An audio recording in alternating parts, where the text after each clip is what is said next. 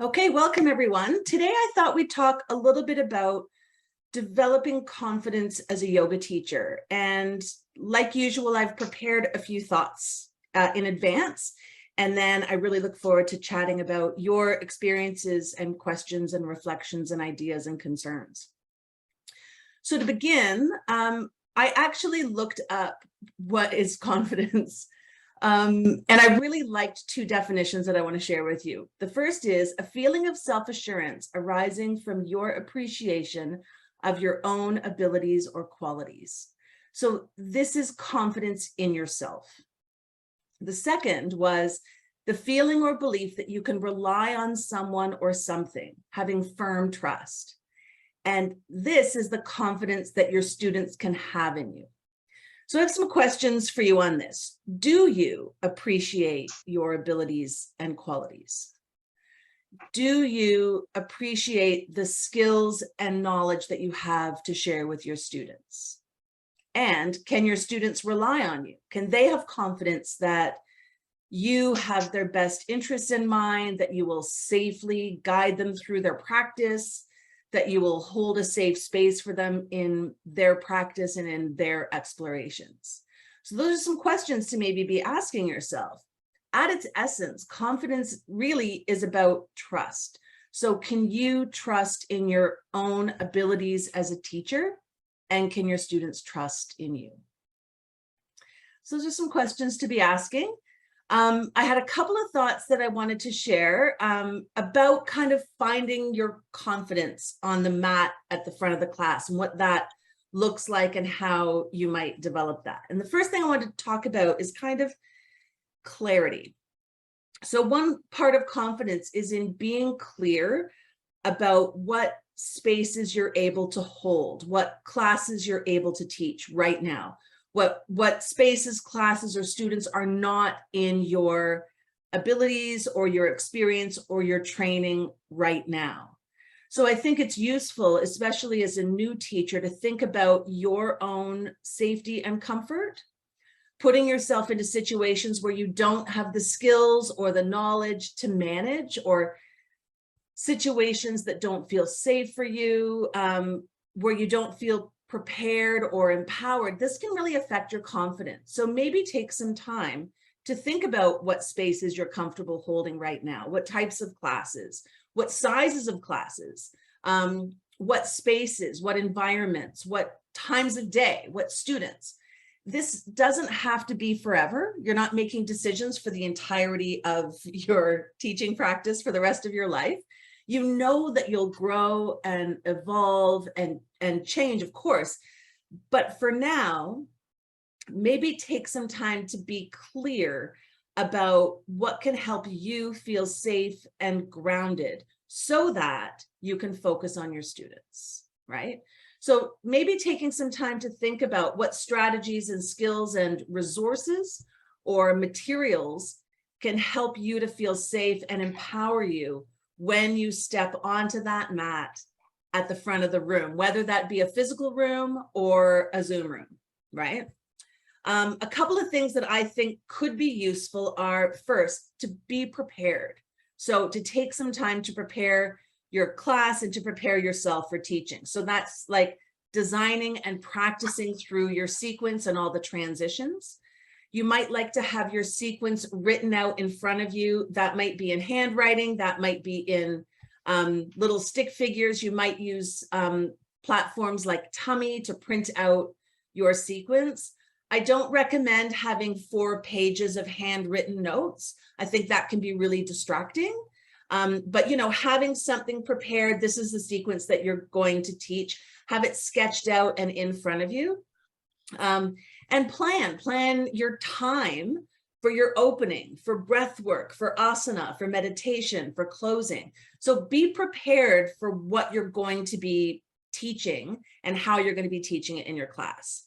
Second is to do some rehearsal, and that might be out loud rehearsal, or it might just be mental rehearsal, particularly doing some rehearsal for areas that you find stressful. And that might be some of the, you know, teaching some of the sequences. It might be the social stuff that happens at the start of class, like How do I welcome students in? How do I say hello and tell them to get arranged on their mat? So do a little bit of mental rehearsal in that area. If you find that there's parts of the sequence that are stressful for you to cue and demo at the same time, you know, do some rehearsal of that. What's that going to look like? What's that going to feel like? And while you do that rehearsal, put some energy into being calm and open and grounded in that rehearsal. And that's going to help you not only prepare for those moments in class, but also prepare you to feel calm and open and grounded in those moments. So rehearsal. All these thoughts on preparing and planning and rehearsing, we also want to be open to change, because no matter how well you plan, there's always going to be a need for shifts and changes and adaptations and inspiration or creativity in the moment. So that might be something that you want to reflect on or meditate on or rehearse a little bit for yourself. How will I adapt when it's needed in my class? And finally, try to reduce distractions as much as possible. Have the materials and resources and support that you need around you while you teach. That might be your sequence. It might be your reading glasses. It's probably not your phone, because that can be really distracting. It might be having a clock nearby so you can manage your time. So really taking some time to think about, what do I need to hold space for myself so that I can hold space for others? So that's something to think about. Another thing I want to talk about is developing your comfort with speaking in public. So I hear this from a lot of students. What frightens them about teaching yoga is that it's public speaking. And I just wanted to say that teaching is not really public speaking. It's not like doing a speech at the front of the class in high school, especially yoga teaching. You might rather think of teaching yoga as a series of suggestions and asking questions and doing experiments and having a conversation. So maybe set aside the idea that when we teach yoga, we're expected to do a 1-hour cohesive monologue, and instead give ourselves and our students some space to have a conversation, to explore, to collaborate, and to get creative together, right? So it's something to think about. When we think about the voices that we hear in yoga, I just want to mention that some teachers are loud and confident sounding. I'm one of those teachers. Some teachers are quieter and more reflective. All voices, all teaching styles, all volumes, all confidence levels are welcome in yoga. What one student loves and responds to and feels safe and confident with, another doesn't. So know that there's students out there who will appreciate your particular teaching style and speaking style. So that's worth knowing. Next, I wanted to mention my #1 tip for teaching confidence is, it's not about you. It might feel like it's about you, but it's not about you. One thing that really affects our confidence is imagining that all eyes and minds will be on us throughout class, that we're on stage, that we have to perform. But your teaching's not about you. It's about your students. Your students are there for your help, not your performance. So aim to keep focused on their needs. And this can really help you to not spiral into overthinking or analyzing your every word and action in the moment. Your words and actions are for them and about them and aimed at what they need right now. And so that can help to shift your focus and help build your confidence. I think it came as a shock to me when I realized that I'm thinking about my students all week long. My students are not thinking about me all week long. They like think about me the moment they walk in the room and they're like, oh, there's the teacher. And then they do their practice and they leave. They literally, it's sad, stop thinking about me. That's how it should be, right? So while you'll spend the rest of the week thinking about your students and, oh, what can I do next week for those students, and what prop might that student need, and how can I plan the next session, they're going to go on with their life and not think about you. And they're not going to spend the rest of their week thinking that teacher said left when she meant right. Can you believe it? They don't think like that. You think like that. So maybe take some time to let go of those ideas, right? Again, it's all about them. So how can you serve them? Another thing I want to mention is humility. So understanding that with confidence, we should always be pairing this with humility. And when I started teaching, I thought it was a requirement that I know everything about yoga, or at least appear as if I know everything about yoga. But my students deserve more than guesswork and vibes, right? And so over the years, as I've developed my teaching practice, I've also developed the confidence to say, I don't know. The confidence to say, I don't really, I don't teach that type of practice, or I haven't studied that philosophy. I don't know, but maybe I can help you find some resources. For those of you who are already teaching, you know this is coming up. For those of you who haven't started teaching yet, prepare yourself for these kind of questions. Why does my knee click in this pose? I don't know. I don't know why your knee clicks in this pose. Let's see if we can make that movement more comfortable. I don't know what poses are best for anxiety. No one does. But what poses can help you to reduce your symptoms of anxiety? What poses help you to feel more safe and grounded? Let's see if we can program those into your week. I don't know what's happening with your chakras, but how are you feeling today? How can your practice support you today, right? I don't know. I don't know why another teacher says the alignment is X, or the name of this pose is such and such, or the sequence should go this way. I don't know.